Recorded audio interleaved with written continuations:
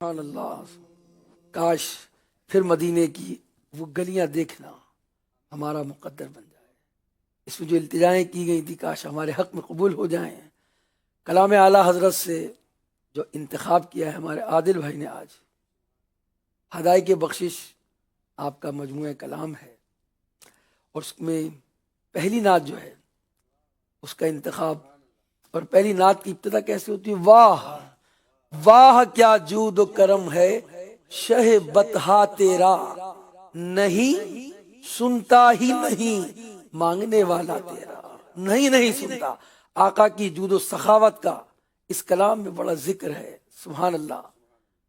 آقا علیہ الصلوۃ والسلام سب سے زیادہ سخی تھے، اور آپ کی سخاوت کا یہ عالم تھا، لکھا ہے کہ وہ تیز آندھی سے بھی زیادہ، آقا کی سخاوت تیز آندھی سے بھی زیادہ جاری تھی۔ اور اس میں ایک شعر فیض ہے، یا شہ تسنیم نرالا تیرا۔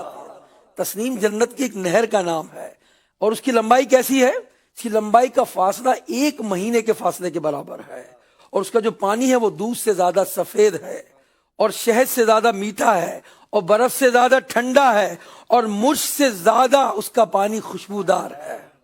اور جب کوئی ایک مرتبہ اس کو پی لے گا نا پھر پیاسا نہ ہوگا۔ اور اس کے مالک کون ہیں؟ ہمارے آقا صلی اللہ علیہ وسلم۔ اور کیسے مالک ہیں؟ اللہ اکبر۔ فیض ہے یا شہ تسنیم نرالا تیرا، آپ پیاسوں کے تجسس میں ہے دریا تیرا۔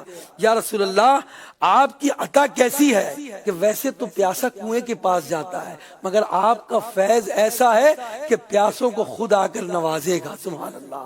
ایسے ایسے اشعار اس کلام میں موجود ہیں، آپ غور کرتے چلے جائیں، سنتے چلے جائیں۔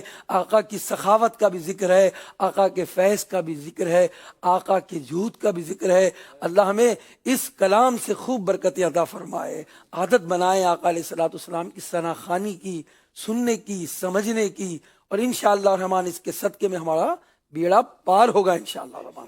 سبحان اللہ۔